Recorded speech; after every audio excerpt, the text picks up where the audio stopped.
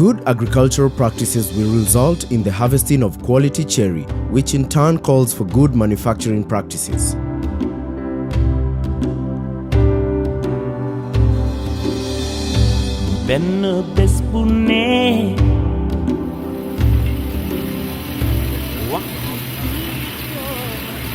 Coffee processing involves a series of stages, each with a distinct purpose. All this constitutes a major activity in the coffee value chain.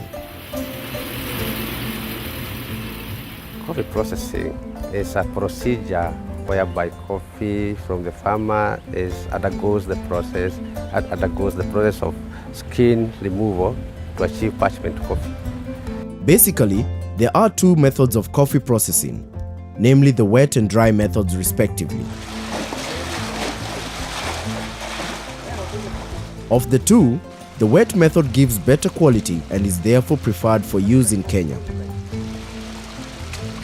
There are several stages to consider in the wet processing method. These are cherry picking, cherry sorting, pulping, pre-grading, fermentation, underwater soaking, final washing, and final grading. At the picking stages, only red, ripe cherry should be picked. Picking containers should be cleaned to avoid contamination. Fallen cherries should not be picked from the ground. Protect the picked cherry from intense heat by keeping it under shade. At the sorting stage, harvested cherries should be sorted prior to pulping. This helps remove immature, overripe and dry berries, leaves, twigs and any other foreign materials. The farmer is the first inspector of his own cherry. Once it's picked from the tree, he sorts the coffee at home. Then it comes to the factory. It is done another inspection by the factory manager. If there are defects found or underripes or green coffees found or other foreign materials, they are normally removed at the sorting stage. To avoid contamination, it is advisable to carry out sorting on a concrete floor or canvas. Cherry is pulped the same day it is picked. It is important to adjust machinery to avoid nipping of parchment, as it may result in mold growth. When the coffee has been brought to the factory, mainly it's sorted and what is noted first by the factory manager so as to advise the machine operator is the size of the bean, so that when the coffee comes to the machine, the discs here, it's not going to be nipped or crushed. We therefore advise the machine operator to use a standard method of setting his machine, just as it's going to be demonstrated here. So you can set the machine, this machine operator, he's going to use a pen which is more or less the size of a bean, and this one is going to tell us the distance between the breast and the prow.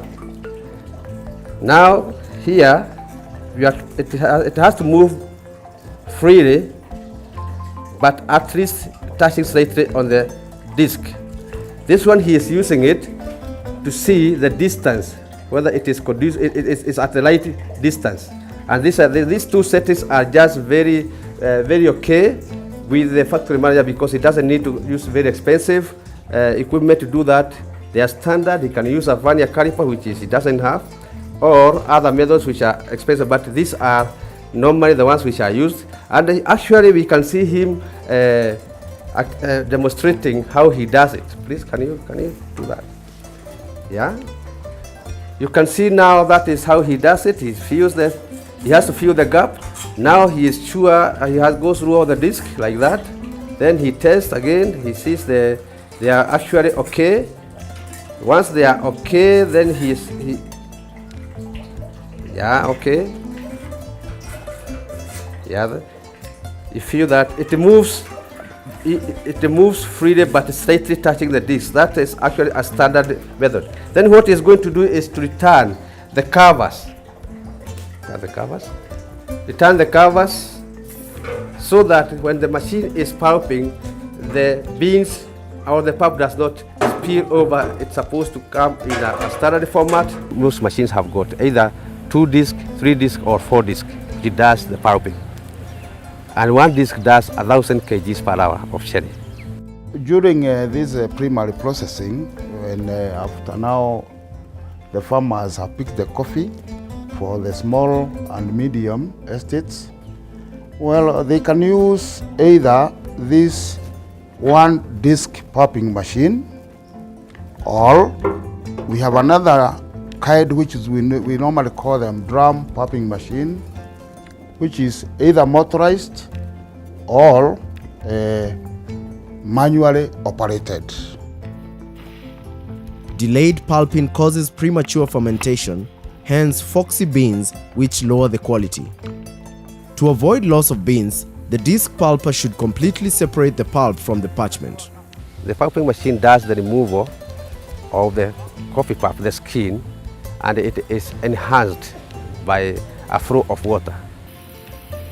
Pre-grading separates parchment into three categories, namely P1, P2 and lights. This facilitates uniform fermentation. This unfinished product comes like this to the repasser finish. Let's go to the repasser there. Fermentation is the process of breaking down the thick mucilage layer on the parchment into simple, non-sticky washable substances. Fermentation is a process of mucilage removal. The fermentation periods depends on the prevailing weather conditions. It is deemed complete if parchment feels gritty when rubbed between fingers. This can be verified by washing a few handfuls of parchment in a bowl of water and rubbing between fingers. The dry fermentation coupled with underwater soaking for between 16 and 24 hours are termed as the two-stage fermentation procedures which improve coffee quality. Over-fermentation should be avoided as it may lead to formation of stinkers. The depth of parchment in fermentation tanks should not exceed 1 meter. During popping in this wet processing method, those farmers who don't have facilities of the fermentation tanks and their alternative is to use the drum, the plastic drums for fermentation purposes, they are supposed to put it 3/4 full for easier turning of the coffee during first washing and second washing. The optimum conditions for dry fermentation are parchment pH 5.5 to 6.1 with temperatures of 30 to 35 degrees centigrade. The process must be completed before the start of the underwater soaking stage. P2 and P8 go directly to the skin drying table. The P1 can be subjected to soaking. You soak that coffee. Why do we have to subject the P2 to skin drying? Directly to skin drying, because if you have too much of P1 coffee, there's no need of actually soaking the two because of maybe of space. Soaking improves parchment color by soaking away the browning agents. In the event of persistent browning, sodium bisulfate comes in handy. Soaking loosens the silver skin so that it is easily removable during milling and polishing. This improves the green coffee appearance. It also eases factory pressure where there is no space on the drying tables. Before drying, the final washing and grading is done to remove any dirt or mucilage remains. Grading water should be clean and free from biological, chemical or other contaminants. Parchment is pushed against a stream of water to clean it before grading. It is graded on the basis of density into parchment grades 1, 2, 3 and lights. At this stage, personal hygiene is always important as parchment is known to pick foreign odors which are detectable in the cup. First stage is you put 2 gates, which actually enhances the storage of that coffee for a short while, whereby it is going to be shaken using raddles. Once it is shaken, then the mucilage is, that bit now is washing. The whole channel must be fitted with the gates. They are called gates or weighers, whereby these are grading gates. Once you release the first, the top gate, because they are normally 10 centimeters, you remove one, then the lighter coffee flows out and moves along to meet the other gates. Once you have done that, you remove another one, the lower one, which now holds the best coffee.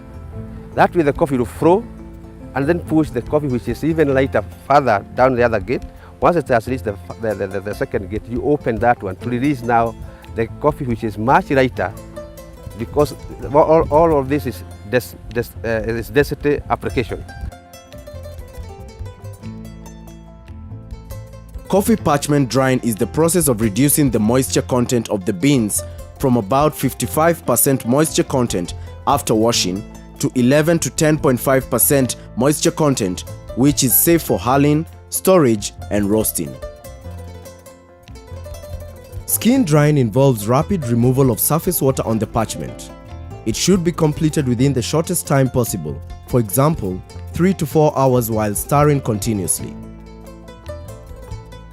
Defective beans should be sorted out since they are easily distinguished during the skin drying and the white stages. However, sorting may continue during the whole drying process. After skin drying, slow drying during the white stage for 2 to 4 days is essential to avoid cracking. Constant stirring also helps to prevent cracking. Ideally, a raised shade cover should be used to allow free air movement, or else, for early morning and evening, spread out the coffee in a thin layer, 1 inch deep, and stir constantly. In the hot part of the day, pile coffee in a ridge 4 to 5 inches deep along the center of the table and stir constantly. Subsequently, drying during other stages should be done gradually and with care to avoid taint development. Coffee parchment should be shaded during the hottest time of the day, for example between 10:30 a.m. and 3 p.m. In dull weather, the coffee may safely be left uncovered for longer periods. For the small and medium estate farmers, when after fermentation of their coffee, they can use this type of trays for skin drying and also for the final drying. When the sun is too hot, then these kind of trays are portable.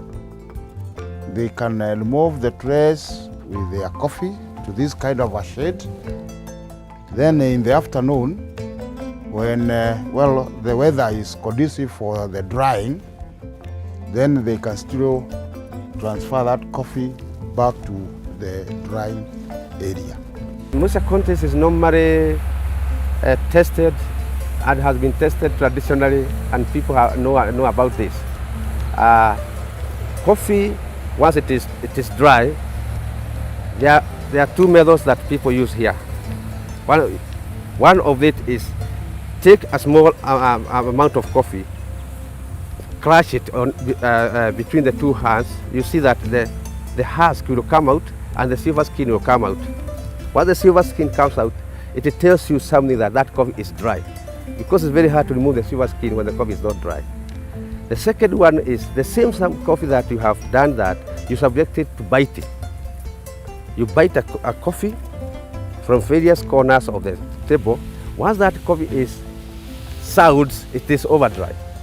But once it is very hard and pressing down, it has approximately at a moisture content of around 11%. But if it is sours, as experience tells me, it is at a greater, 8 to 9% moisture content. So it is supposed to be hard and not break with a sound. The normal procedure, which I would preferably like every society to adopt, is to buy a moisture meter. The moisture meter will just tell them directly the moisture content at a particular stage, and they are not able to over dry the coffee. Re-wetting should be avoided at all costs, as this causes growth of molds. Drying beds should be absolutely flat to avoid depressions which lead to uneven drying. No fallen parchment should be collected, as these may introduce earthy flavors. Let us turn to the drying of buni. Buni should be dried on coffee tables or on clean cemented raised surfaces, but not on sisal cloth as it is sometimes done. Coffee harvested on different days should be dried separately. Drying should start immediately after harvesting. Moisture content of dry buni should be at a maximum of 12%. Note that buni should be protected from any contact with water to avoid rewetting. The next most important stage is storage. Dried coffee should be stored in gunny bags on top of wooden pallets at a minimum of 15 centimeters away from the floor and wall. Construction of storage stores ought to meet the recommended designs, which allow for ventilation and good relative humidity, among other prerequisites. Storage of parchment should not exceed 3 months. Prior to the storage, it is necessary to disinfect the store to avoid insect attacks. In addition, chemicals should not be kept in a parchment store. Above all, proper personal hygiene is essential in the handling of stored coffee.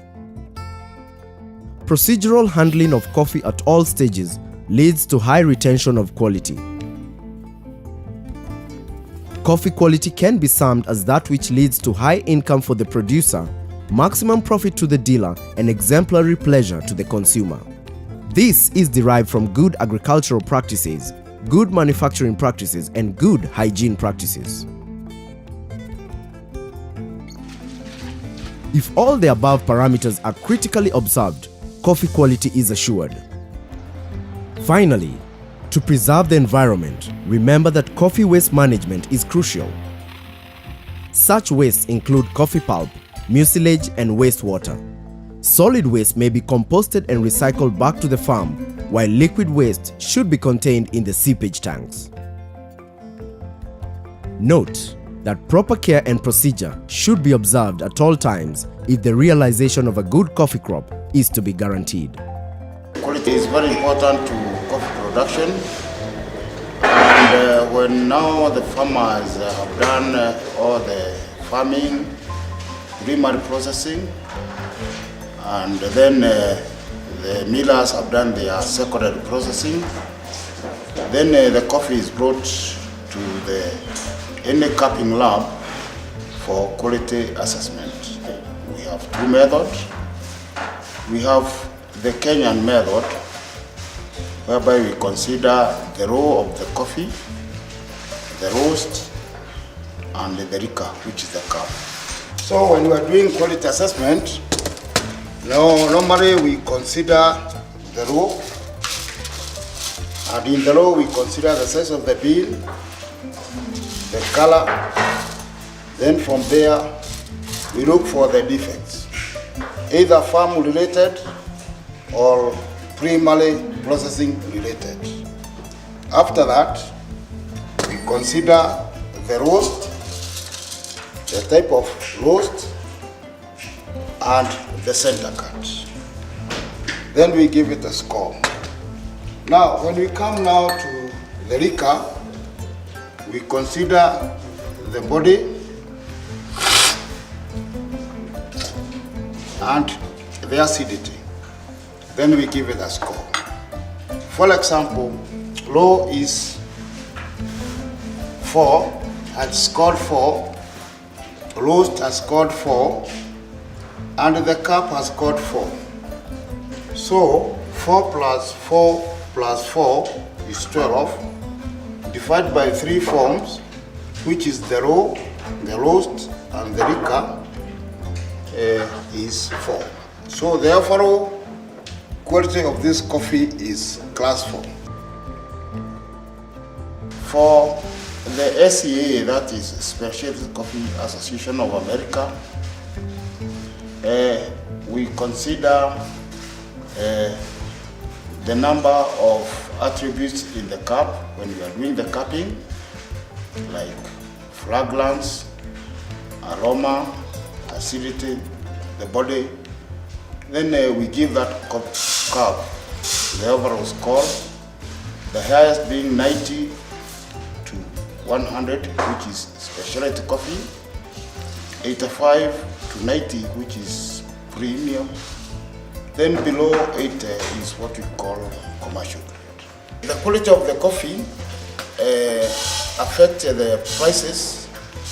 For example, when you have class 1 to 3, that are the premium coffees, which fetches a lot of money in our Nairobi Coffee Exchange. While we have class 4 to to 7. Those are the average.